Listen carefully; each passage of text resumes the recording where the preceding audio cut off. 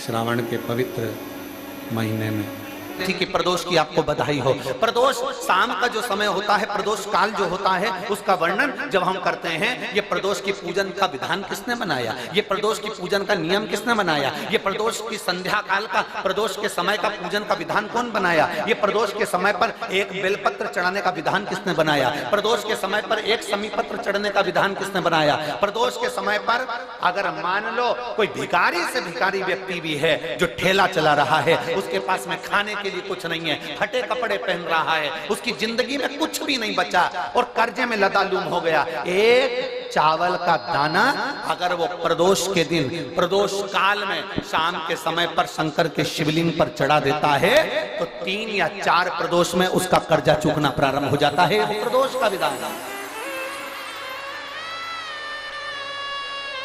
इतना ये प्रदोष का वर्णन करा किसने, इतना प्रदोष की महत्वता बताई किसने, कौन करे इतना वर्णन। अगर प्रदोष की महत्वता बताने वाला कोई है, इसीलिए मेरे शंकर भगवान माता सती को लेकर कुंभज ऋषि के यहाँ, अगस्त ऋषि के यहाँ कथा सुनने के लिए गए थे, क्योंकि उनके बराबर कोई शंकर के महत्व को बता नहीं सकता और प्रदोष के महत्व को नहीं बता सकता। सती मैया को प्रदोष का महत्व बताने के लिए शंकर सती जी को लेकर कुंभज बाबा के यहाँ गए थे, अगस्त ऋषि, कि प्रदोष के महत्व को तो जानो सती, तुम प्रदोष के महत्व को तो सती जानो, तुम प्रदोष के महत्व को तो सती पहचानो कि प्रदोष का महत्व क्या होता है, प्रदोष काल का महत्व क्या होता है, प्रदोष के समय का महत्व क्या होता है। जिस समय पर सूरज डूब रहा हो, चंद्र प्रकाशित हो रहा हो, दोनों का मेल हो रहा हो, ना तो पूरा सूरज डूबा है, ना पूरा चंद्र आया है, ना पूरा अंधेरा है, ना पूरा उजाला है, उस समय को प्रदोष काल कहा गया, उस समय को प्रदोष का समय कहा गया, प्रदोष काल कहा। अब कई लोग हमसे कहते हैं, गुरुजी आप हमको प्रदोष का समय बताया करो कि प्रदोष काल किसको कहते हैं, प्रदोष का समय किसको कहते हैं। अब एक बात हम आप सबसे कहना चाहते हैं, जितने लोग आस्था चैनल पर सुन रहे हैं, जितने फेसबुक यूट्यूब पर सुन रहे हैं और जितने रेवाड़ी की इस पवित्र धरा पर कथा को सुन रहे हैं, आप सबसे एक बात कहना चाहेंगे, अगर हम समय देखकर बताएं आपको कि शाम को 6 बजे, 6:30 बजे, 6:30 पे लेकर 7:30 के बीच में ये समय है, या 5:30 से लेकर 6:30 तक का ये समय है, या हम तुमको बोल दें कि इतनी बजे ये समय प्रदोष काल का रहेगा या इतनी बजे ये समय रहेगा, तो देखिए कभी कभी ठंड का समय आता है तो दिन जल्दी ढल जाता है, कभी कभी गर्मी का समय रहता है तो दिन बहुत लेट ढलता है। इसलिए समय की गणना से मत चलो, आप तो ये अंदाजा लगाकर रखो कि दिन ढल रहा हो, अंधेरा होना शुरू हो रहा है, सूरज डूब रहा हो, चंद्र प्रकाशित हो रहा हो, अंधेरा अपना काम कर रहा है, सूरज ढलता जा रहा है, दिन कम होते चले जा रहा है और अंधेरा थोड़ा बढ़ते चले जा रहा है, इन दोनों का जो मिलन का समय हो, अब वो कितनी भी बजे, आप तो बस उसके मिलन का समय निकाल लो, वही समय प्रदोष काल कहलाता है, वही समय प्रदोष।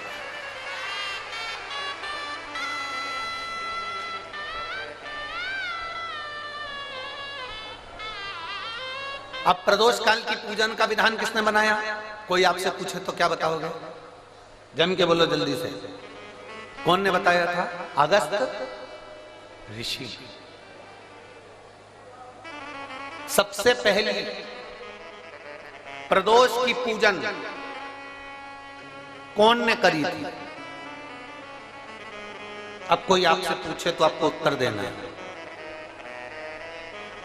12 ज्योतिर्लिंग में से एक ज्योतिर्लिंग है ओमकारेश्वर। कौन सा ज्योतिर्लिंग है, सब बोलो, ओमकारेश्वर।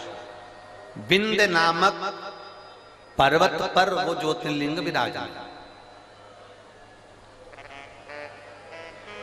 एक बार देवऋषि नारद भ्रमण करते करते विंध्य पर्वत पर आ गए। अब नारद जी का तो काम तुमको सबको मालूम ही है ना। नारद जी का काम तो मालूम है ना सबको, क्या काम है उनका?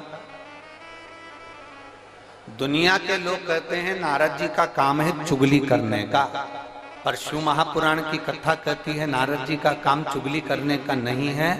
नारद जी का काम किसी व्यक्ति को अग्नि प्रज्वलित कर कर, किसी व्यक्ति में आग प्रज्वलित कर कर, किसी व्यक्ति के हृदय को जलाकर भगवान की भक्ति को प्रकट करने की सामर्थ्यता देवर्षि नारद। लोग कहते हैं नारद जी का काम चुगली करने का है, लोग कहते हैं नारद जी का काम निंदा करने का है। निंदा करने का नहीं, निंदा के माध्यम से भगवान की भक्ति प्रकट करना।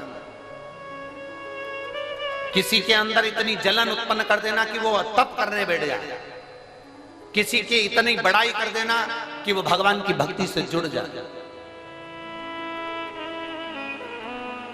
ये देवर्षि नारद का काम। दुनिया के लोग, दुनिया के कथाकार कहते हैं कि देवर्षि नारद निंदक है, देवर्षि नारद चुगलखोर है, देवर्षि नारद निंदा करते हैं। ये दुनिया के लोगों ने एक पक्ष देखा, अगर दूसरा पक्ष देखते तो मालूम पड़ता कि देवर्षि नारद निंदक नहीं है। देवर्षि नारद जो देवर्षि नारद हैं वो चुगलखोर नहीं है।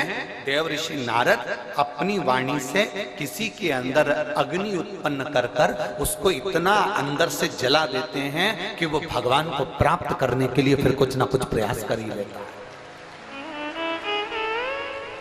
जब जब देवर्षि नारद ने निंदा करी, जब जब देवर्षि नारद ने चुगली करी, तब तक देवता को प्रकट होना पड़ा।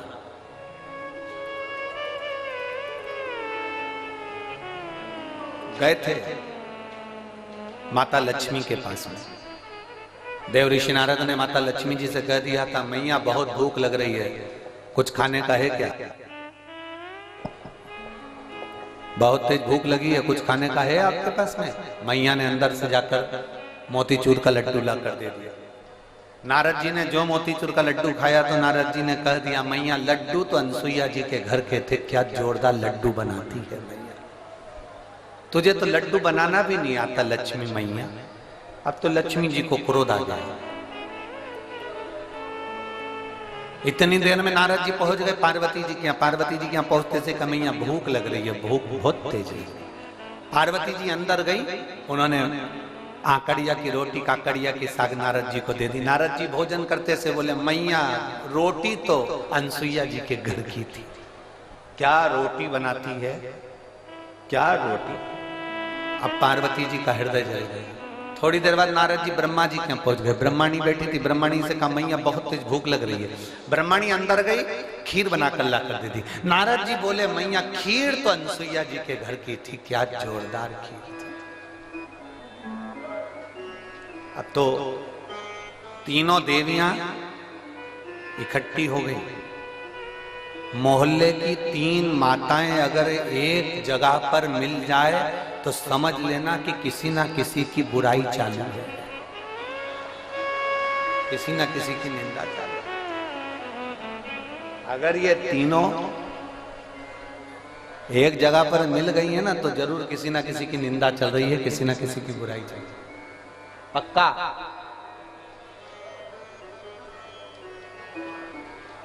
इकट्ठी हो गई।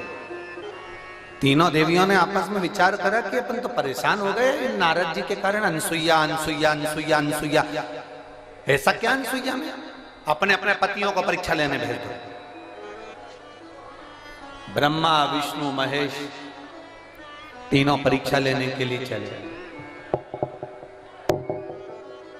और जैसे ही ब्रह्मा विष्णु महेश परीक्षा लेने के लिए चले, परीक्षा लेने के लिए जैसे ही चल दिए, इतने में तीनों दरवाजे पर पहुंचकर भिक्षा मांग रहे। माता भिक्षाम दे, माता भिक्षाम दे, माता भिक्षाम दे। अनसुईया जी बाहर निकल कर आई और माता अनसुईया जब बाहर निकल कर आई और माता अनसुईया जी ने जो दर्शन किया, दर्शन करते से ही माता अनसुईया जी ने पूछा, देवताओं आपको क्या चाहिए? तो कि भिक्षा चाहिए। अनसुईया जी अंदर गई, पात्र में थोड़ी सी भिक्षा लेकर आई, अन्न का दान देने लगी। इतने देर में जब अन्न का दान देने लगी, तब उसी समय पर अनसुईया जी जब अन्न का दान दे रही थी, तब तीनों देवताओं ने खड़े होकर कह दिया, हमको भिक्षा ऐसे नहीं चाहिए।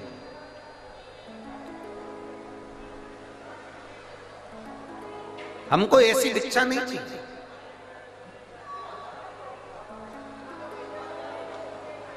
हमको ये भिक्षा नहीं। तो तुमको कैसी भिक्षा चाहिए? ब्रह्मा विष्णु महेश ने कहा, क्योंकि इनको देवियों ने कहा था कि जब भिक्षा मांगने जाना तो अनसुईया जी से कहना कि वस्त्र उतार कर भिक्षा देने के लिए, वस्त्र उतार। अब तीनों देवताओं ने कहा, मां भिक्षा तो चाहिए, मां भिक्षा तो चाहिए, पर वस्त्र उतार कर आए, वस्त्र उतार। अनसुईया जी बोली कि देवताओं, आप कह रहे हो कि अंदर का स्पीकर बड़ा अंदर हो, आप कह रही हो कि भिक्षा चाहिए और भिक्षा चाहिए और वो भी वस्त्र उतार कर चाहिए। अनसुईया जी ने कहा, बाबा ऐसी कोई भिक्षा कोई नारी कभी नहीं दे सकती। ये भिक्षा कभी कोई नारी नहीं देगी। नारी अपने वस्त्र उतार कर कैसे भिक्षा देने आएगी? तीनों ने, जो ऋषि का रूप रखकर आए थे, साधु का रूप रखकर आए थे, उन तीनों ने कहा, मां भिक्षा तो हम ऐसे ही लेते हैं, अगर दोगी तो लेंगे, वरना भूखे रह जाएंगे, और अगर हम भूखे रह गए तो उसका दोष तुम्हें लगेगा। अनसुईया जी अंदर गई। नारद जी ने जो तीनों देवियों को अग्नि उत्पन्न करी थी, वो अग्नि आप काम कर गई। अनसुईया जी अंदर जाकर जल लाई। अगर मेरा सात्वित्व तो पक्का है, मैंने अपने पति की सेवा परमेश्वर मानकर करी है, तो ये तीनों की तीनों बच्चे हो जाए। जो जल छोड़ा, तीनों की तीनों देवता 1.5 महीने के छोड़ा हो गए। 1.5 महीने।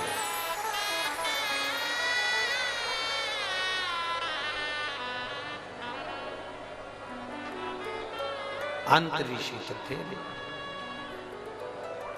अनसुईया जी ने विश्वकर्मा जी का ध्यान कर कर चंदन का पलना बनवाया, रेशम की डोरी लगाई, तीनों देवताओं को उसमें विराजमान कर दिया। तीनों देवताओं को उसमें विराजमान कर दिया।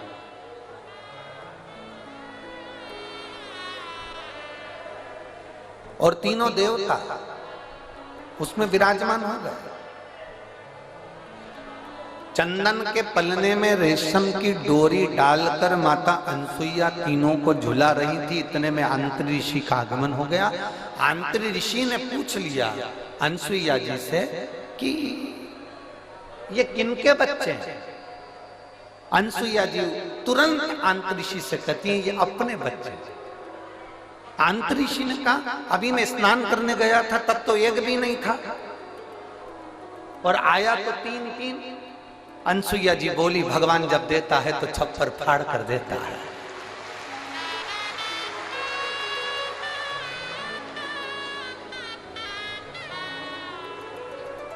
और माता अनसुईया ने डाल दिया पालना, बन कर के झूल रहे 3 देवता। झूल। अब नारद जी का काम देखिए। दुनिया के लोग कहते हैं नारद निंदा करते हैं, दुनिया के लोग कहते हैं नारद चुगली करते हैं। अगर नारद नहीं होते तो चंद्र प्रकट नहीं होते, अगर नारद नहीं होते तो दुर्वासा प्रकट नहीं होते, अगर नारद नहीं होते तो दत्तात्रेय भगवान प्रकट नहीं होते, अगर नारद नहीं होते।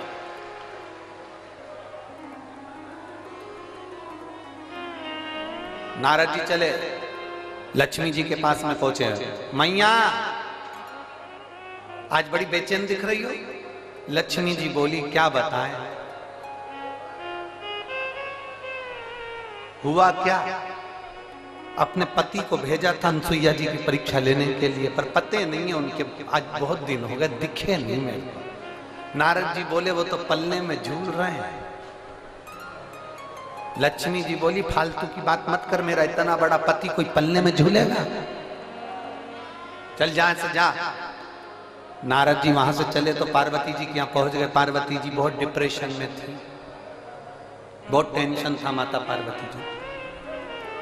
भगवान से देवऋषि नारद ने पूछा, माँ आप बहुत चिंता में दिख रही हो। नारद जी बोले तो पार्वती जी बोली बहुत चिंता है, मेरी सहेलियों के कहने पर मैंने मेरे पति को परीक्षा लेने भेजा था, तो अभी तक पते नहीं है, और मेरे पति को तो कोई पकड़ भी नहीं सकता, कोई उनका किडनैप भी नहीं कर सकता, क्योंकि उनके गले में बब्बा पड़ा है। किसके बाप में दम है कि मेरे पति को पकड़ ले? दम चाहिए। मैया पलने में झूल रहे हैं। सरस्वती मैया से भी कह दिया पलने में झूल रहे हैं। तीनों देवियों ने नारद जी के चरण पकड़ लिए। नारद रुक जा, तो ये बता कि हम हमारे पति को कैसे लेकर आए। नारद जी ने कहा जैसे तुम्हारे पति मांगने गए थे वैसे तुम भी चली जाओ। तीनों ने ब्राह्मण की पत्नी का रूप लिया। दरवाजे पर अनसुईया जी के पहुंच गई। अनसुईया जी के दरवाजे पर जाकर तीनों देवियों ने आवाज लगाई, माता भिक्षाम दे, माता भिक्षाम दे, माता भिक्षाम दे, माता भिक्षाम दे। बार बार आवाज लगाई जाए, बार बार आवाज लगाई जा रही है, माता भिक्षाम दे, माता भिक्षाम दे, माता भिक्षाम दे।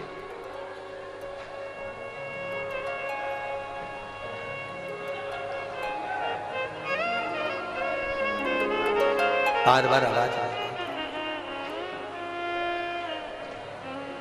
और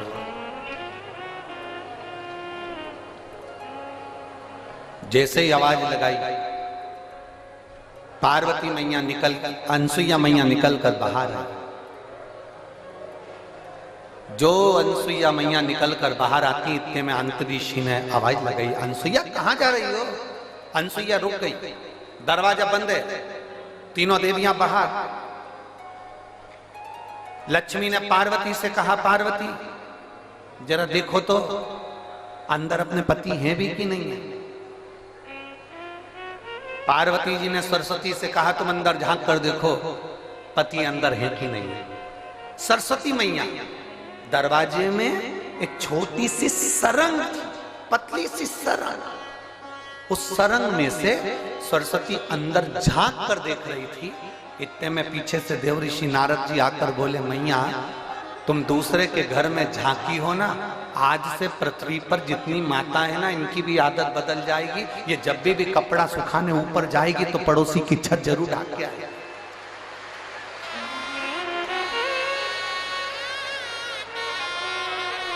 ए मैया, होली पे दिवाली पे अपने यहाँ पर पपड़िया बनी कि नहीं बनी, गुजिया बना कि नहीं बना, मठरी बनी कि नहीं बनी, चकली बनी कि नहीं बनी, अपने घर पर अचार डला कि नहीं डला, अपने घर पर कुछ काम हुआ कि नहीं हुआ, इनको कोई मतलब नहीं रहेगा। पड़ोसी क्या जरूर देखेगी तूने क्या बनाया, उससे जरूर। दिवाली पर अपने यहाँ रंगोली डली कि नहीं डली से मतलब नहीं है, पर पड़ोसी की यहाँ रंगोली जरूर देखेगी उसने कौन सी बना। क्योंकि माँ आप झांकी हो, आप झांकी हो, इसलिए ये गुण आ जाएगा। जब सुना थोड़ी देर बाद माता अनसुईया जी ने दरवाजा खोला। जैसे दरवाजा खोला तीनों देवियां चरणों में पड़ गईं। तीनों देवियां। अंतऋषि ने अनसुईया जी से पूछा, ये कौन है? अनसुईया जी बोली, ये अपनी बहुएं हैं। अंतऋषि बोले, बेटे इत्ते से बहु साथ साथ हाथ। इतने में तुरंत अनसुईया जी ने तीनों से कहा, तुम्हारे ससुर जी हैं, पांव पड़ो, पांव पड़ो जल्दी से। तीनों देवियों ने अंतऋषि के चरण छुए। अंतऋषि ने अनसुईया जी का हाथ पकड़ा और एक कोने में ले जाकर पूछा, अनसुईया पागल हो गई है? बेटे इत्ते से और बहू लिया साथ साथ हाथ की, तुझमें अक्ल वकल नहीं है क्या? बिल्कुल भी। इतने से बच्चे की कोई शादी करते हैं जो इतनी बड़ी बड़ी बहुएं लेकर आ गई। इतने में अनसुईया जी बोली अपने पति से, स्वामी आजकल की बहुएं कमाता हुआ पति मिल जाता है लेकर के अलग हो जाती हैं, हमने कैसे पाल पोस कर बड़ा करा हम जानती हैं, अब बड़ा करेगी तब मालूम पड़ेगा, ले जा।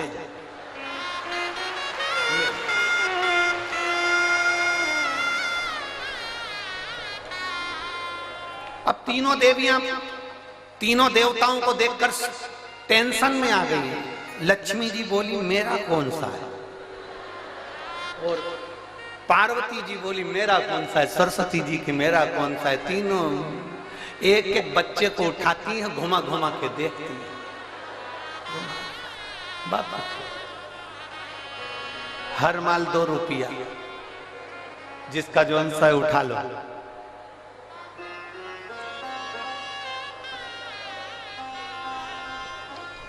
अब उठाएं किसको? लक्ष्मी जी सबसे पहले बोली कि देखो सबसे पहले मैं विद्वान भी हूं और चतुर भी हूं, और मैं अपने पति को छांट सकता हूं। जो ज्यादा विद्वान होता है, जो ज्यादा चतुर होता है, सब्जी के ठेले पे वही सड़ी हुई भिंडी लेके आता है।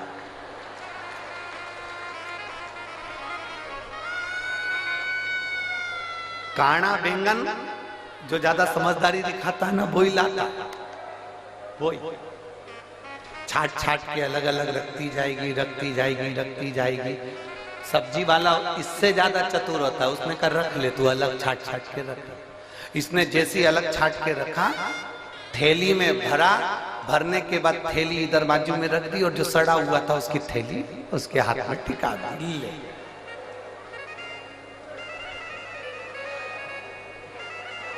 लक्ष्मी जी बोली सबसे पहले मैं छाटूंगी। लक्ष्मी जी ने अपने पति को छाटा। जो छाटने बैठी लक्ष्मी जी, तो भगवान ब्रह्मा जी को उन्होंने अपनी गोदी में उठा लिया, और ब्रह्मा जी को गोदी में उठाकर बोली ये मेरे पति हैं। उनको जो हाथ में लिया, इतनी देर में तो अनसुईया जी को हंसी आ गई। अनसुईया जी को हंसी आई, उन्होंने कहा रुको, इन तीनों को वापिस सुलाओ। जमीन पर सुलाया। अनसुईया जी ने हाथ में जल लिया, अगर मेरा पतिव्रता धर्म प्रबल है, मेरा सात्वित्व पक्का है, तो मैं जल छोड़ती हूँ, ये तीनों के तीनों बड़े हो जाएं। तीनों बड़े हुए, उन्हीं के अंश अवतार चंद्र, दुर्वासा और दत्तात्रेय भगवान प्रकट।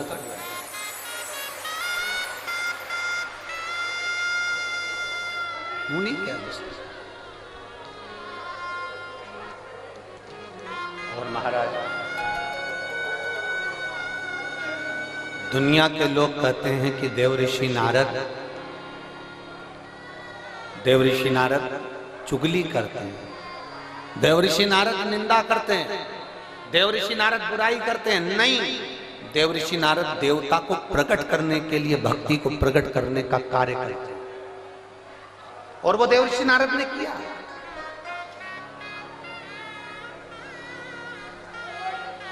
इसीलिए महाराज,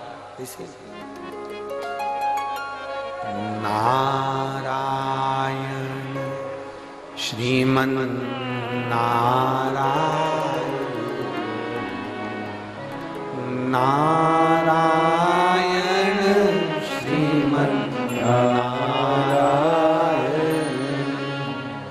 नारायण श्रीमन नारायण, नारायण श्रीमन नारायण, नारायण श्रीमन नारायण, नारायण श्रीमन नारायण, लक्ष्मी नारायण सत्यनारायण, नारायण हरि नारायण, लक्ष्मी नारायण सत्यनारायण, नारायण हरि नारायण, बोलो नारायण श्रीमन नारायण, नारायण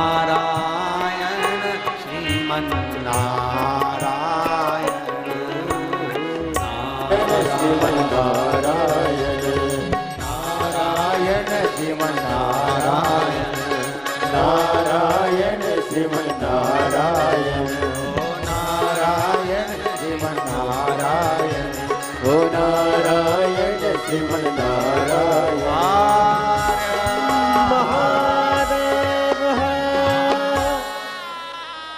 अपने स्थान पर बैठकर भगवान देवाधिदेव महादेव से दिल से प्रार्थना भाव से बाबा देवाधिदेव महादेव से विनय करें, निवेदन करें, प्रार्थना करें। जहां जगह मिले वहां बैठकर भगवान शिव से अपने मन की बात है। आज कथा का विराम दिवस है। दिल से बाबा से कहकर जाए। 19 तारीख से 25 तारीख तक जो ये पवित्र शिव महापुराण की कथा चल रही है, आज वो विराम की ओर जाएगी।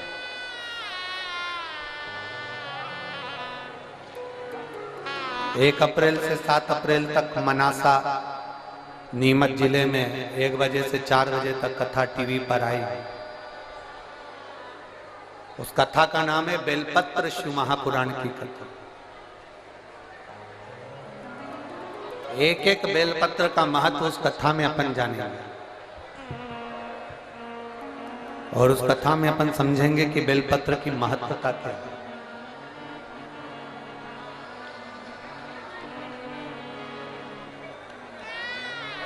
जिसको पैरालिसिस लग जाता है, लकवा लग जाता है, अगर वो भी बेलपत्र की कथा में मनासा से हम उसका वर्णन करेंगे कि एक बेलपत्र के बल पर आपके शरीर का लकवा कैसे ठीक हो सकता है।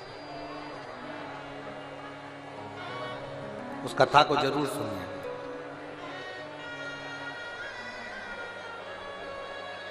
दिल से सब प्रार्थना करें, भाव से बैठकर। जिनको श्री शिवाय नमस्तुभ्यम आता है वो उच्च स्वर में यहाँ तक आपकी आवाज पहुंचे, इस भाव से बोले।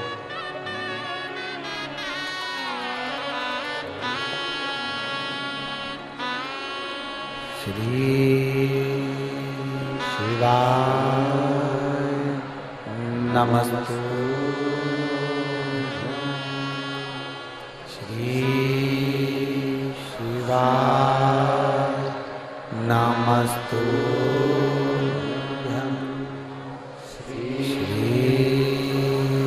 शिवाय नमस्तुभ्यम श्री शिवाय नमस्तुभ्यम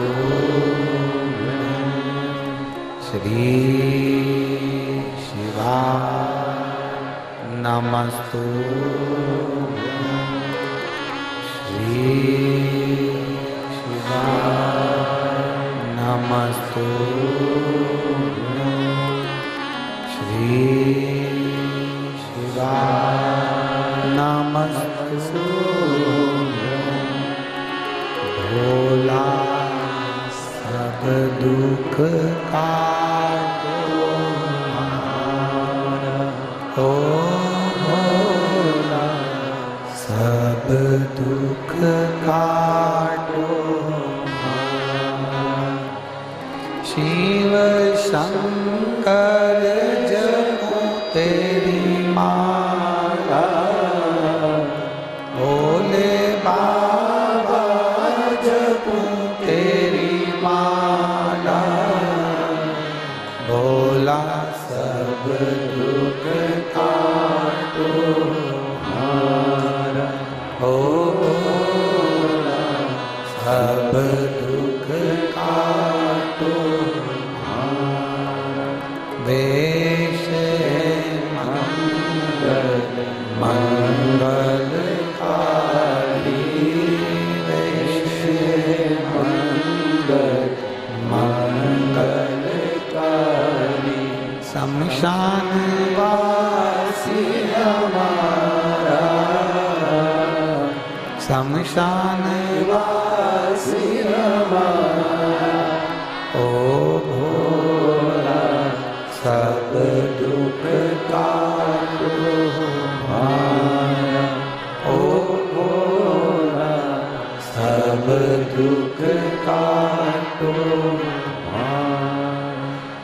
शिव कथा कह रही है, भगवान शंकर का संवाद कह रहा है, शिव महापुराण की कथा कह रही है। देवऋषि नारद विंध्य पर्वत के पास में जाकर कहते हैं, विंध्य तुझ में और सुमेरु पर्वत में बहुत अंतर है। विंध्य तो इतना विशाल नहीं है जितना सुमेरु पर्वत विशाल है। अब विंध्य पर्वत को तो क्रोध आ गया। जब विंध्य पर्वत को क्रोध आया तो विंध्य पर्वत ने विचार करा कि अब कुछ भी हो जाए, मुझे इतना ऊंचा बनना है, इतना ऊंचा बनना है कि देवता तक मेरा पर्वत की श्रृंखला पहुंचे। अब मुझे इतना ऊंचा जाना है, अब मुझे इतना ऊंचा पहुंचना। विंध्य ने अपना विस्तार करा, सुमेरु पर्वत से भी ऊंचा विंध्य पर्वत पहुंच गया।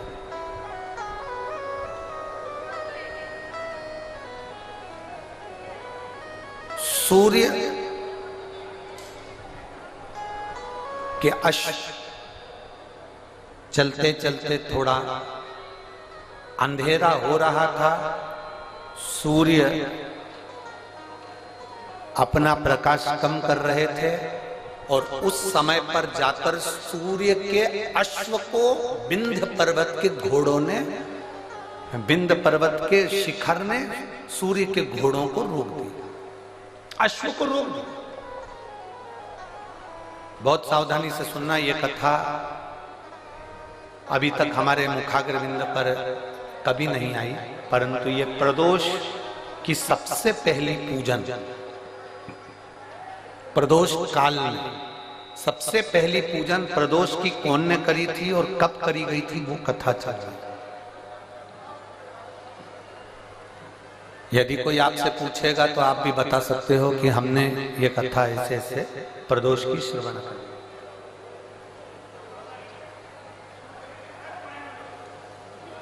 एक सुख का अनुभव कराती है प्रदोष की पूजा। एक पत्र है, देखिए।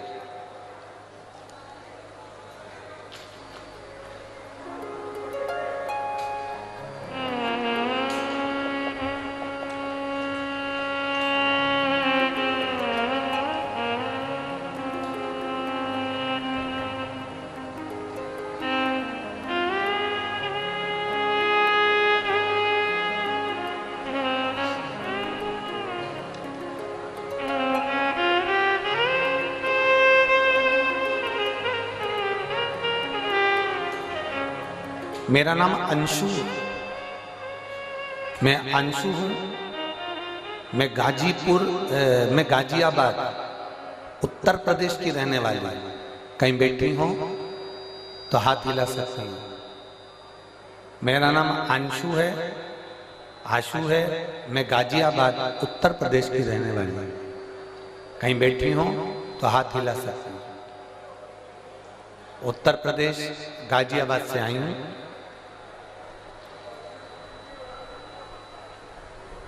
गुरुदेव, मेरी छोटी बेटी के जन्म के बाद मेरी छाती से दूध बहना बंद नहीं हुआ। जब मेरी छोटी बेटी का जन्म हुआ, जन्म होने के बाद से मेरी छाती से दूध बहता रहा।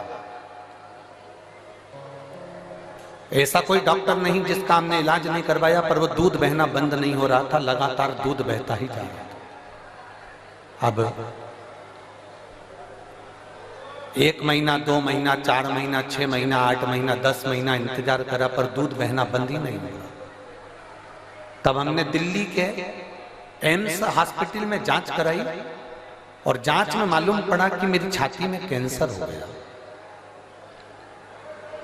और मुझे कैंसर बता दिया गया और सर में ब्रेन ट्यूमर बता दिया गया। अब डॉक्टर ने कहा कि कैंसर तो तुमको हो गया है और ब्रेन ट्यूमर भी है, पर इसका ऑपरेशन बहुत जरूरी है। 16 मार्च 2024 ऑपरेशन की तारीख दी गई। आज कौन सी मार्च चल रही है? जम के बोलिए। 23 मार्च 2024। 16 मार्च 2024 ऑपरेशन की तारीख दी गई और जैसे ही हमको 1 महीने बाद की जो तारीख दी गई, हम जब फरवरी में उनको दिखाए तो उन्होंने हमको 16 मार्च 2024 की तारीख दी और 1 महीना हमको दिया गया कि ये ब्रेन ट्यूमर का और कैंसर का ऑपरेशन सर्जरी आपको कराना है। हम दिल्ली के एम्स हॉस्पिटल से वापिस आ गए, घर गए। घर पर जाकर हमारे परिवार वालों ने कहा अपन हॉस्पिटल में तो दिखा कर आ गए, अब एक काम करते हैं कि अपन सब लोग मिलकर सीहोर चलते हैं और कुबरेश्वर बाबा की वहां कंकर शंकर की पूजन करेंगे, वहां से अपन मांगकर रुद्राक्ष ले आएंगे। गुरुदेव, उस समय पर रुद्राक्ष मिल रहा था, केवल रुद्राक्ष वितरण बंद होने में 2 दिन रह गए थे, तभी हम सीहोर पहुंच गए और वहां से हमने कंकर शंकर की पूजन कर कर वहां से रुद्राक्ष ले लिया। रुद्राक्ष लेकर हम घर आ गए। 20 दिन लगातार उस रुद्राक्ष को पानी में गलाया, शिवजी को चढ़ाया और उस पानी को पीना प्रारंभ करा। एक बेलपत्री शंकर जी को चढ़ी हुई खाना प्रारंभ किया। शंकर जी के मंदिर में झाड़ू पोछा लगाना प्रारंभ किया। दूसरी बार हम एम्स के हॉस्पिटल में 16 मार्च के दिन ऑपरेशन के लिए हम दिल्ली पहुंच गए। हम दिल्ली जब 16 मार्च के दिन ऑपरेशन के लिए गए, हमारी वापिस जांचें प्रारंभ हुई और जांच प्रारंभ होते से हमने बाबा से बस प्रार्थना करी थी, बाबा अगर मेरी रिपोर्ट नील आ जाएगी ना, मेरा ऑपरेशन नहीं होगा ना, तो जहां भी तेरी कथा होगी मैं वहां पहुंच जाऊंगी। बाबा की ऐसी कृपा हुई गुरुदेव, हम एम्स हॉस्पिटल में पहुंचे। 16 मार्च के दिन एम्स हॉस्पिटल में हमें ऑपरेशन की तारीख दी गई और हम जांच कराने के लिए जैसे ही अंदर गए, डॉक्टर ने हमारी रिपोर्ट देखकर आश्चर्य में पड़ गया कि तुम्हारा कैंसर तुम्हारे शरीर में नहीं है और तुम्हारा कैंसर समाप्त हो चुका है। मैं बाबा को नमन करने के लिए यहाँ पर आई हूँ। मेरे बाबा ने मुझे बचा लिया और मेरे शरीर में कैंसर नहीं निकला। जिस डॉक्टर ने मुझे कैंसर बताया था उसी ने बाद में मना कर दिया। मैं बाबा को धन्यवाद देने आई। कहीं बैठी हैं क्या? अगर कहीं बैठी हो, आशु नाम है इनका, गाजियाबाद उत्तर प्रदेश की रहने वाली हैं, जिनका मोबाइल नंबर ये है। शिव तत्व एक पत्र और है।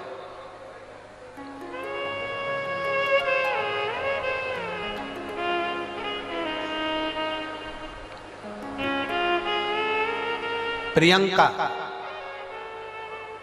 जिला बिजनौर, ग्राम झीरन के रहने वाली हूं। प्रियंका जी कहीं बैठी हो तो हाथ हिला सकती है।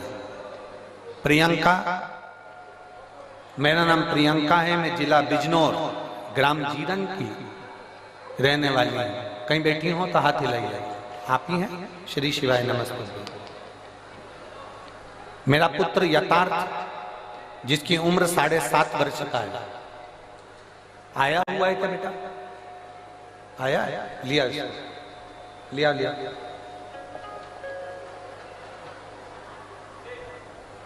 मेरा पुत्र यथार्थ 7.5 वर्ष का है। 6 मार्च 2023 को अचानक स्कूल में इसको उल्टी होने लगी और स्कूल में जब उल्टी होने लगी तो हमने नजदीक के हॉस्पिटल में भर्ती कराया। जांच में पता लगा कि बच्चे की पित्त की थैली में पथरी है और हम पेन क्रिया में सूजन है, जिसके कारण बच्चे को पेन क्रिया का अटैक हुआ है। यह देखते हुए हमने डॉक्टर को बच्चे को देहरादून हायर सेंटर के लिए रेफर कर दिया। जब देहरादून के हार्ट सेंटर में हम बच्चे को लेकर पहुंचे, 15 दिन इलाज करने के बाद छुट्टी करके घर भेज दिया। तब 7 दिन के बाद बच्चे को सीधे पांव में, सीधी टांग में बहुत भयंकर दर्द उठा। जब सीधी टांग में दर्द उठा, हम बच्चे को लेकर देहरादून उसी अस्पताल में पहुंचे। दोबारा जांच करने पर पता चला कि बच्चे को ब्लड कैंसर हो गया है। एक्यूट ल्यूकेमिया ब्लड कैंसर नामक एक बीमारी से ग्रसित हो गया। गुरुजी, जब यह सुनकर हम बहुत दुखी हो गए, तब डॉक्टर ने सलाह दी कि हमारे यहाँ पर बीमारी के डॉक्टर उपलब्ध नहीं है। इस बच्चे को जोक वाला कैंसर हुआ है, इस कैंसर की बीमारी के हमारे पास डॉक्टर नहीं है। आप देहरादून से इसको ले जा सकते हैं, आप बच्चे को आगे के इलाज के लिए दिल्ली ले जाओ। सर, गंगाराम अस्पताल के लिए हम बच्चे को दिल्ली लेकर आ गए। वहां पर हमने बोन मेरो टेस्ट कराया और बीमारी क्लियर हो गई कि इसको वो बीमारी है और कैंसर की बीमारी के कारण बस ये बच्चा तकलीफ में आ गया। अब करें तो करें क्या? डॉक्टर ने कहा दवाई देकर देखते हैं, अगर ठीक हो जाए, थोड़ा बहुत अंतर आ जाए तो ठीक है, नहीं तो ये बीमारी, इसको जो कैंसर हुआ है इसका इलाज सरल नहीं है। बच्चे की स्थिति में सुधार होना बहुत कठिन हो गया। जब बच्चे की स्थिति में सुधार नहीं आया, तब हमने पशुपतिनाथ का व्रत करना प्रारंभ करा और पशुपतिनाथ का व्रत करते करते ही बच्चे को ना जाने कितनी समस्याएं सामने आकर खड़ी हो गई। कहीं उसका बीपी गड़बड़ हो रहा है, कहीं उसका दिमागी दौरा पड़ने लगा, शुगर का लेवल गड़बड़ हो गया, उसको डेंगू हो गया। पशुपति व्रत तो चल ही रहे थे गुरुजी, और उसके साथ में बच्चे को ये तकलीफें और बढ़ गई। अब करे तो करे क्या? इतने घबरा गए। हमने सोचा था कि बच्चे को पशुपति व्रत करेंगे तो थोड़ा सा रोग समाप्त होगा, पर इसको तो बीपी भी हो गया, दिमागी दौरा भी गड़बड़ हो गया, शुगर का लेवल भी गड़बड़ हो गया, डेंगू भी हो गया और इसको बार बार हॉस्पिटल में भर्ती कराना पड़ रहा था। पर हिम्मत नहीं हारी गुरुदेव। आप कहते हो ना, बाबा कुछ ना कुछ अच्छा जरूर करेगा और बाबा जरूर सुनेगा। हमने फिर वापिस पशुपति व्रत करा और व्रत करते करते हम सीहोर चले गए और सीहोर जाकर कुबरेश्वर धाम का रुद्राक्ष लेकर आए और वहां से कंकर शंकर की पूजन कर कर एक कंकर को उठा लाए। हम रुद्राक्ष गलाकर शंकर जी पर जल चढ़ा देते, बेलपत्री बच्चे को खिला देते।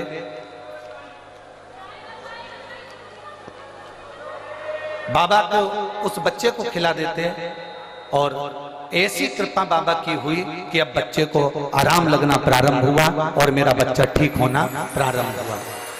गुरुदेव, बाबा की कृपा से बाबा ने ठीक करा है और एक बेलपत्र अगर व्यासपीठ की मिलेगी तो मेरा बच्चा और भी ठीक होगा। ये मैं बाबा से प्रार्थना करने आया। शिव तत्व है और खाली ना जाता कोई कर से तुम्हारे, खाली न जाता कोई दर से तुम्हारे। मैं भी खड़ी हूँ नदी बाहे पसारे, अपने हृदय से लगा लो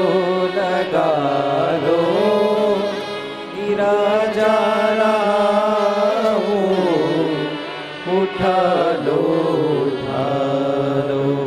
भोले अपने दर से अब तो ना डालो, गिरा जा रहा हूँ, उठा लो।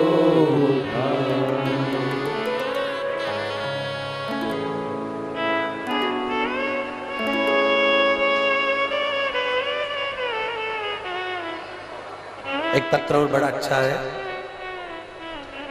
शहर चरखी, दादरी, जिला दादरी, हरियाणा।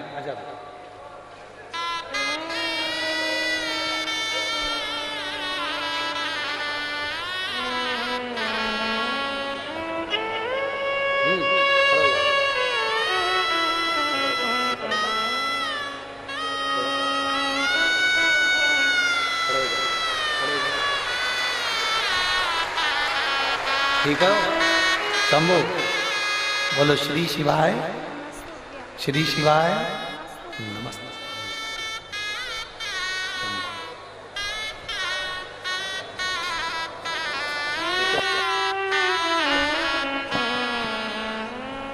पहले से आराम है।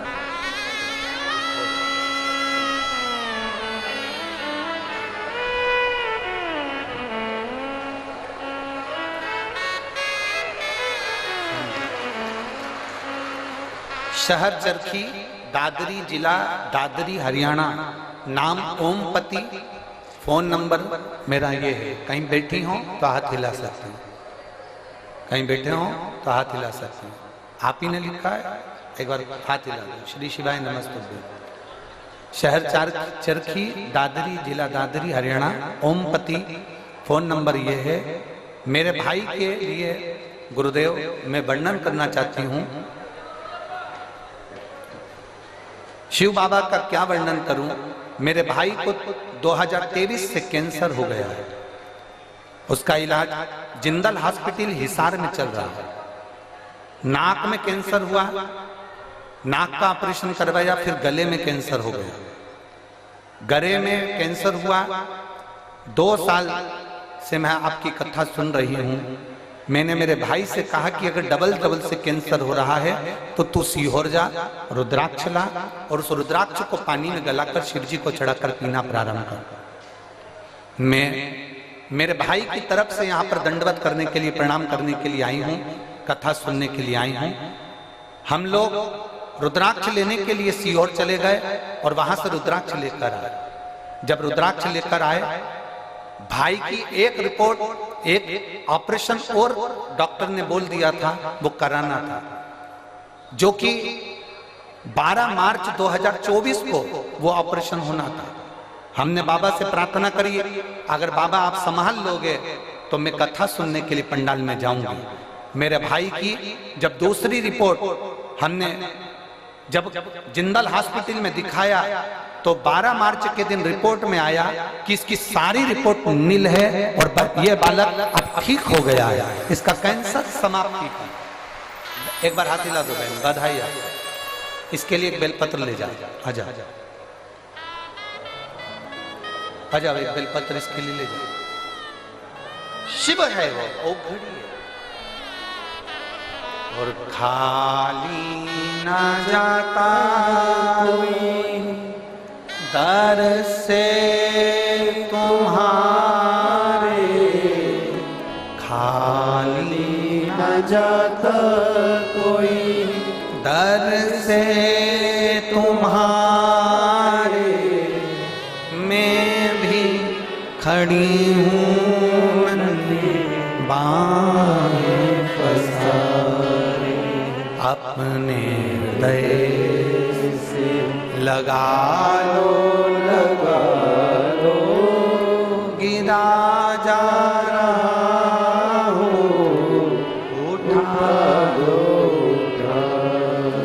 भोले अपने दर से अब तो न टालो, गिरा जा रहा हो, उठा लो। एक शिव भक्ति को जगाइए।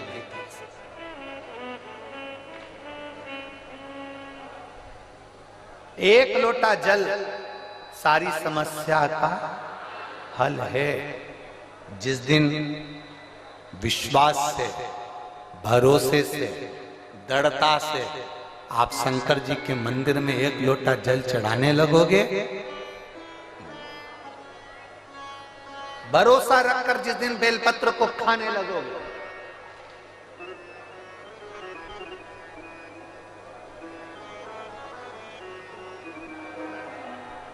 जिस दिन बेलपत्र को खाने लगोगे, भरोसा रखकर जिस दिन भगवान शंकर की भक्ति में तुम डूबने लगोगे, उस दिन तुम्हारी जिंदगी की सारी बीमारी, सारा दुख, सारी तकलीफ मेरे काल अधिपति महाकाल राजा की। तुम्हारे जीवन का सारा दुख, वो काल अधिपति महाकाल मेरे कुबेर भंडारी, मेरे कुबेरेश्वर महादेव का हो। एक निवेदन हम जरूर करेंगे, कभी मौका लगे, कभी मौका लगे, इस पंडाल में बोलकर जाना बाबा से कि बाबा मुझे ऐसा धन देना कि एक बार मैं भी कुबेरेश्वर धाम सीहोर आ सकूं और तेरे धाम में आकर कथा सुन सकूं, कंकर शंकर की पूजन कर सकूं, वहां का रुद्राक्ष ले सकूं, कभी कभी। और जरूरी नहीं है कि वहां का रुद्राक्ष केवल बीमारी के लिए काम आता है ना, कभी जिंदगी में कुबेरेश्वर धाम जाना और रुद्राक्ष मांग कर लेकर आना। और हम तो कहेंगे जितने कथा सुनने वाले हैं सारे श्रोताओं से निवेदन करेंगे, लाल धागे में उस रुद्राक्ष को अपने गले में धारण कर कर रखो, जिंदगी में कभी हार नहीं होगी, आगे बढ़ते ही जाओ। चाहे महिला हो चाहे पुरुष हो, चाहे महिला हो चाहे पुरुष हो, गले में रुद्राक्ष होना जरूरी है, पहनो। कई लोग कहते हैं हम तुलसी की माला पहनते हैं, रुद्राक्ष पहन सकते, क्यों नहीं? किसने मना करा? कौन से शास्त्र में लिखा है, कौन सी वेद में लिखा है, कौन से पुराण में लिखा है कि तुलसी को पहनने वाले रुद्राक्ष नहीं पहन सकते, या रुद्राक्ष को पहनने वाले तुलसी नहीं पहन सकते?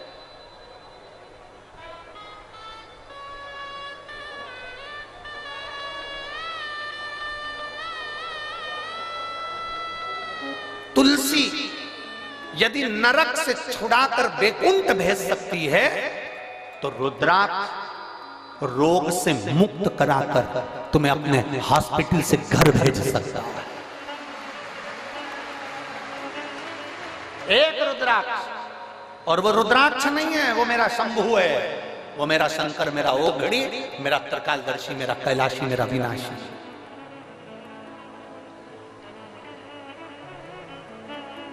कई लोग कहते हैं गुरुजी अभी आपके यहाँ पर रुद्राक्ष उत्सव हुआ, अभी आपके यहाँ पर 26 तारीख को सुबह 10 बजे महादेव की होली है, आप हमेशा भक्तों को वहां बुलाते रहते हैं। हमारा तो निवेदन है किसी बहाने से आओ, चाहे तुम 26 तारीख को होली खेलने के बहाने आओ, चाहे तुम रुद्राक्ष उत्सव के बहाने आओ, और मेरे बाबा के दरवाजे पर एक बार आकर तो देखो, 3 महीने में झोला खाली नहीं करना पड़ेगा वापिस।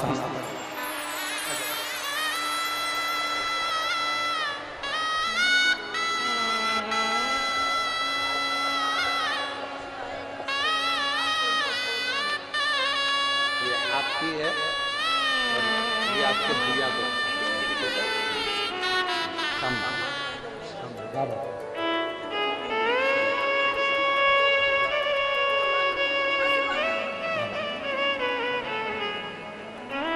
एक बार आप किसी भी बहाने से पर कुबेर भंडारी के दरवाजे पर आओ। अगस्त बाबा तो काशी में निवास कर रहे हैं, देवऋषि नारद ने लगा दिया, विंध्याचल पर्वत ने अपनी आकृति बढ़ाई, सुमेरु से ऊंचा होने के लिए सूर्य नारायण भगवान का रथ रुक गया, दिन ढल रहा था, अंधेरा हो रहा था, उसी समय पर सूर्य के रथ रुक गया। समझ में नहीं आ रहा सूर्य देवता को करूं क्या। वो प्रदोष काल था, वो प्रदोष का समय था, वो प्रदोष की घड़ी थी, वो प्रदोष का पल था, जिस समय पर सूर्य ढल रहा था और रात्रि हो रही थी। दोनों का मिलन होते समय अश्व रुक गए। विंध्य पर्वत ने सूर्य के अश्वों को रोक दिया, आगे नहीं बढ़ पा रहे थे। सूर्य करे क्या? तब सूर्य देवता ने एक बच्चे का रूप रख लिया।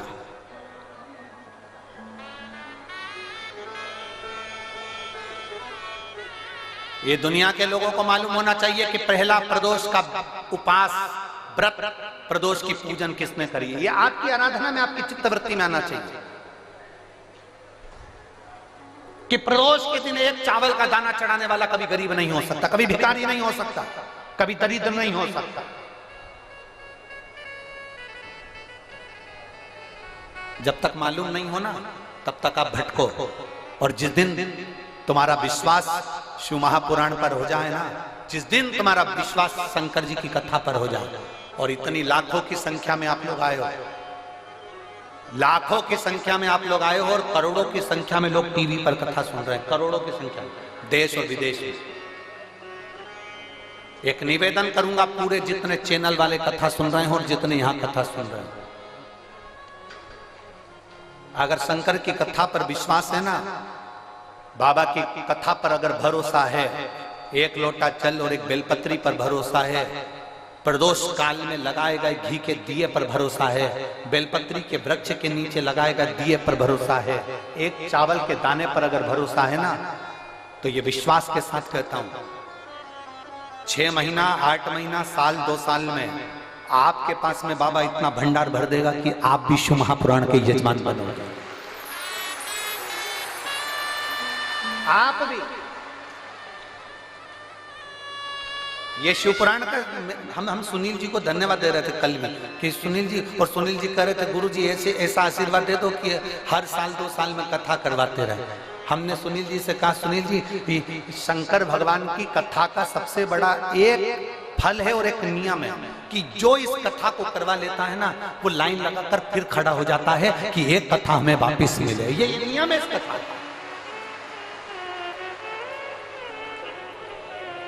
भटिंडा पंजाब में अमरजीत सिंह जी ने कथा करवाई, वो 2 बार खबर कर चुके कि वापिस कथा दो हमारे पंजाब के लिए। अभी कथा कर आए सिरसा तारा बाबा की कुटिया में, वहां कांडा परिवार ने कथा करवाई, उन्होंने फिर आकर कह दिया कथा दीजिए। सुनील जी हम आपको भी कहते हैं, आप तो अभी बोल रहे हो कि कथा दीजिए, पर बाबा की कृपा, ये नियम है कथा का। जो एक बार जजमान बन जाता है मेरा बाबा, उसको इतना देना चालू करता है। और केवल जजमान से मतलब नहीं है, जो दिल से पंडाल में बैठकर दिल से सुन ले, 5 दिन की हो 7 दिन की हो, आसन लगाया वहीं पर सो रहा है, वहीं बैठ रहा है, वहीं खा रहा है। दुनिया के संत बाहर तप करते हैं, तुम यहाँ बैठकर शौचालय के लिए भी जाना है ना तो 50 बार विचार करते हो, जाऊंगी ना तो अंदर कैसे आऊंगी, वॉशरूम जाऊंगी तो कैसे आऊंगी। पानी ज्यादा नहीं पीते हो क्योंकि मेरे को वॉशरूम जाना पड़ेगा, ज्यादा खाते नहीं हो कि मुझे शौचालय के लिए जाना पड़ेगा। बार बार तुम अपनी इंद्रियों को कंट्रोल में रखते हो। जो एक संत, साधु, सन्यासी, तपस्वी, साधक, उपासक, कुंभ के मेले के जो संत, पर्वतों पर बैठकर जो संत साधना करते हैं, वो साधना शिव महापुराण के पंडाल में बैठकर मेरी माता और मेरे भाई करते हैं।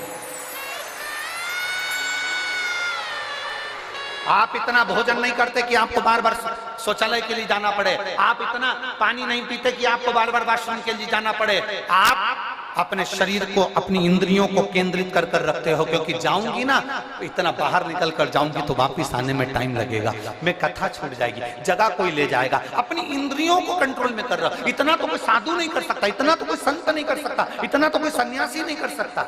संत, साधु, सन्यासी, तपस्वी, कई वक्ता, कथाकार जिनसे एसी के रूम नहीं छूटते, जिनसे 4 व्हीलर गाड़ियां नहीं छूटती, वो भी इतना सन्यासी का जीवन नहीं जी सकते जितना आप जी रहे हो, जितना आप जी रहे हो।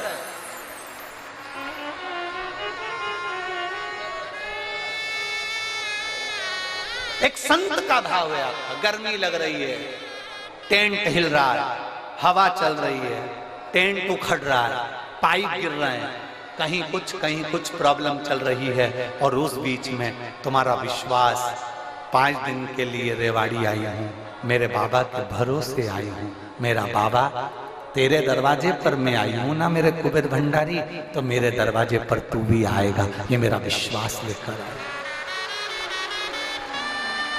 ये मेरा विश्वास। और हो भरोसा दृढ़,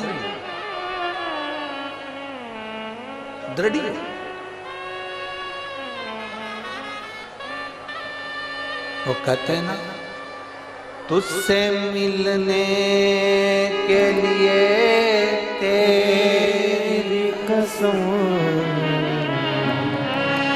ये मेरे बाबा से मिलने का ये केंद्र बिंदु है शिव पुराण की कथा। ओम मेरे भोले तेरा सहारा है,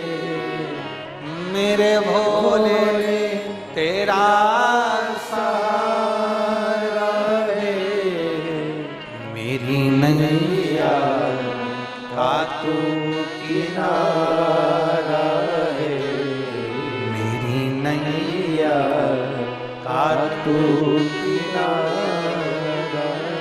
तुम्हारे नजदीक में जब कथा हो चले जाना उसकी चौखट पर, 5 दिन 7 दिन पड़े रहे उसके दरवाजे पर,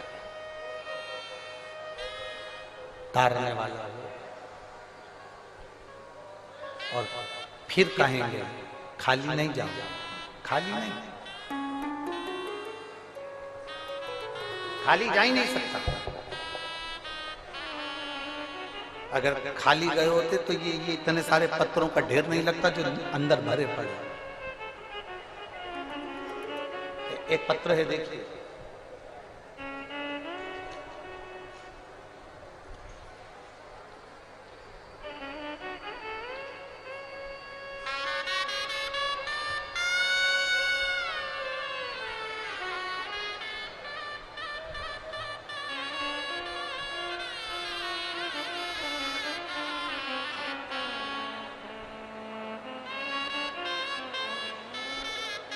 विष्णु कुमार मिसोदिया, मैं धोबी समाज से हूं, पत्नी पिंकी देवी नीम का थाना राजस्थान से आया। कहीं बैठे हो तो हाथ हिला सकते हैं, हाथ हिलाओ एक बार।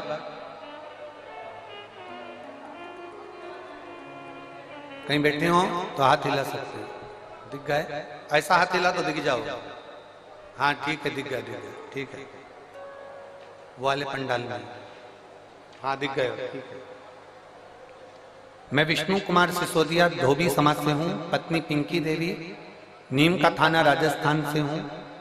बाबा के एक लोटे जल का मैं क्या वर्णन करूं। मेरा बेटा 7 साल से सरकारी नौकरी की तैयारी कर रहा था। 7 साल से उसका एग्जाम ना क्लियर हुआ, ना वो आगे बढ़ा। बेटा आखिरी में निराश हो गया। जब बेटा निराश हुआ तो मार्ग से भटकना चालू हो गया। तब मैंने अपने बच्चे से कहा कि तू सीहोर वाला महाराज कथा कहता है, आस्था चैनल पर आती है, उसकी कथा सुना। मेरा बेटा कहता है ऐसे तो ढेर सारे महाराज आते हैं कथा कहने वाले, महाराजों का तो काम ही है कथा कहना, उनकी कथा से क्या करना, तू कथा तो सुन। मेरे बेटे ने पहली बार कथा सुनना प्रारंभ करा। 7 साल से एग्जाम दे रहा है पर किसी में क्लियर नहीं हुआ। तब मेरे बेटे ने आपकी कथा पर भरोसा कर शंकर जी के मंदिर में 1 लोटा जल चढ़ाना प्रारंभ करा। जो मंदिर में फूल पत्ती रहते थे उससे मंदिर के भगवान शंकर का श्रृंगार करना प्रारंभ करा। आज मैं बाबा को धन्यवाद देने के लिए आई हूं। जिस बेटे का विश्वास कभी देवता के प्रति नहीं था, आज आपको इतना मानता है क्योंकि उसका दिल्ली पुलिस में उसका सिलेक्शन हो गया और बाबा की कृपा से उसका ज्वाइनिंग लेटर आ गया। मैं बाबा को यहां धन्यवाद देने के लिए आया। बधाई बहन आपको, एक बार हाथ हिला दो ऐसा, श्री शिवाय नमस्ते। ठीक है बैठिए, बधाई। शिव तत्व है, लोग हिम्मत हारते हैं। शिव महापुराण की कथा कहती है हिम्मत हारने की जरूरत नहीं है। अगर भरोसा पक्का है भगवान देवाधिदेव महादेव पर, अगर तुम्हारा भरोसा प्रबल है तो हिम्मत नहीं है।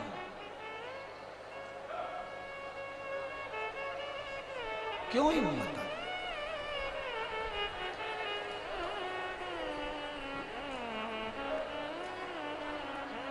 शंभु शरणे पड़ी मारू घड़ी रे घड़ी दुख काटो दया करी दर्शन आपो। शंभु शरण पड़ी मांगो घड़ी रे घड़ी दुख काटो दया करी दर्शन आपो। शिव तत्व की प्राप्ति हो। एक बार भगवान शंकर की अविरल भक्ति को धारण कर देते ढोंग से दूर हो जाओ, प्रपंच से दूर हो जाओ, छल से दूर हो जाओ, बेईमानी से दूर हो जाओ, प्रपंच से दूर हो जाओ।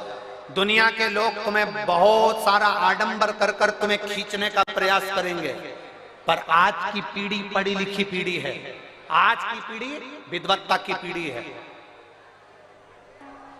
और हम फिर निवेदन करेंगे, तुम्हें आडंबर में नहीं फंसना, तुम्हें ढोंग प्रपंच में नहीं फंसना, तुम्हें ढकोसले में नहीं जाना, तुम्हें अंधविश्वास की ओर नहीं जाना, कहीं मत जाओ।